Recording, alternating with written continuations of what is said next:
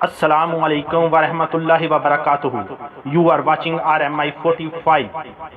اس channel کو subscribe, like and share کریں تاکہ آنے والی نئی ویڈیو سب سے پہلے دیکھ سکیں۔ الیکشن کمیشن پنجاب میں بلدیاتی انتخابات کا انعقاد، حلقہ بندیوں کا عمل تیزی سے جاری۔ Lahore news. Election commission of Pakistan کی جانب سے صوبہ پنجاب میں بلدیاتی انتخابات کے انعقاد کے لیے حلقہ بندیوں کا عمل تیزی سے جاری ہے۔ صوبہ پنجاب کے 36 اضلاع میں حلقہ بندی کمیٹیوں نے 50% کام مکمل کر لیا۔